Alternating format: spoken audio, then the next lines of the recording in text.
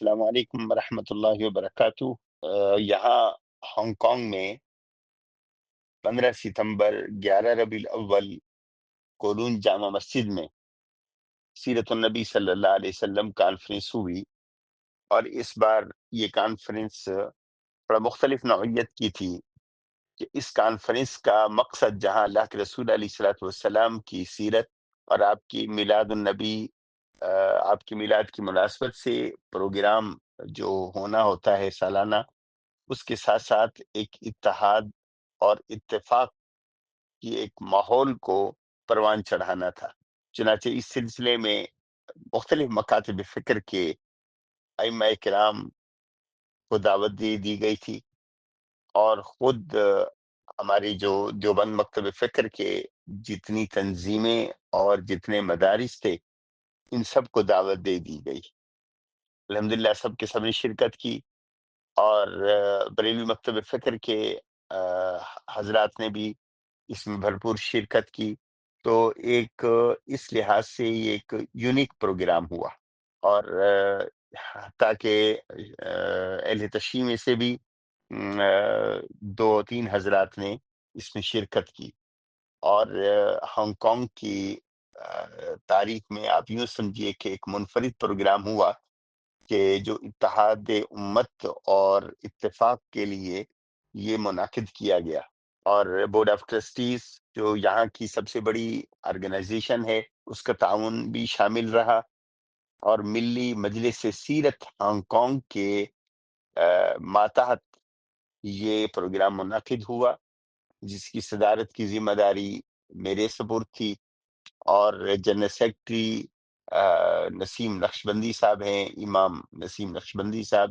جن کا تعلق منہاج القرآن سے ہے، ان کے پاس تھی۔ چنانچہ سب نے مشترکہ کاوشوں کے ذریعے یہ پروگرام منعقد کیا،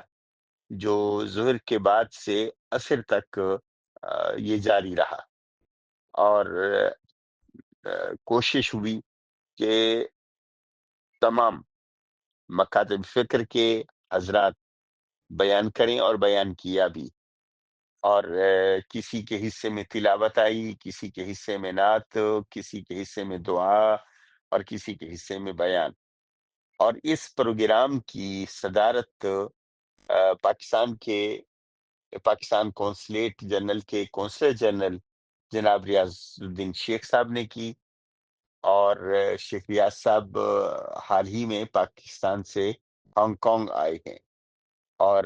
سعید الدین صاحب تھے جو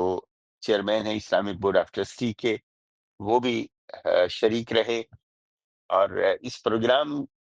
کے انعقاد میں جو سب سے بڑی کنٹریبیوشن آپ کہیں، وہ تھی حاجی قمر زمان مینا صاحب کی طرف سے، جنہوں نے ہانگ کانگ کے $1,00,000 اس کانفرنس کے لیے بطور عطیہ کے پیش کیے تھے۔ اور اس پروگرام کو منعقد کرنے میں، ترتیب دینے میں، اگرچہ بہت سے چیلنجز بھی تھے، لیکن خیر بڑی حکمت کے ساتھ ہم نے ان سب مسائل کو حل کرتے ہوئے یا طے کرتے ہوئے یہ کانفرنس منعقد کی، اور غیر معمولی طور پر اس میں عوام کی شرکت ہوئی، اور کولون جامع مسجد جو ہانگ کانگ کی سب سے بڑی مسجد ہے، اور اس کا جو بڑا ہال ہے، سب کا سب وہ فل تھا۔ تو 1,500-2,000 کے قریب افراد اس پروگرام میں شریک ہوئے۔ الحمدللہ کافی کامیاب رہی، اور سب سے بڑھ کر یہ کہ ایک اچھا پیغام گیا۔ کسی بھی مکتب فکر کے امام یا عالم نے دوسروں پر کوئی تنقید یا تنقیص کی نہ کوشش کی، بلکہ ایسے مشترکہ چیزوں پر حضور صلی اللہ علیہ وسلم کی سیرت کے مختلف پہلوؤں کو ہر ایک اجاگر کرتے رہے۔ اور بالخصوص ختم نبوت کے عنوان پر ہمارے مولانا امجد صاحب ہیں امسوا مسجد کے امام، اور مولانا الیاس صاحب ہیں تحفظ ختم نبوت کے، انہوں نے بڑی اچھی گفتگو کی۔ اسی طرح مولانا علی طیب صاحب ہیں، قاری محمد طیب قاسمی صاحب کے صاحبزادے، انہوں نے انگریزی میں حضور صلی اللہ علیہ وسلم کے کمالات پر بات کی. تو اسی طرح اہم اہم افراد نے اپنے اپنے مقصد بعثت اللہ کے رسول صلی اللہ علیہ وسلم کا اس پر بعض نے بات کی. حضور صلی اللہ علیہ وسلم کے اسم گرامی کی عظمت پر نسیم نقشبندی صاحب نے بات کی. حضور صلی اللہ علیہ وسلم کے ختم نبوت کا ثبوت آپ کے نام سے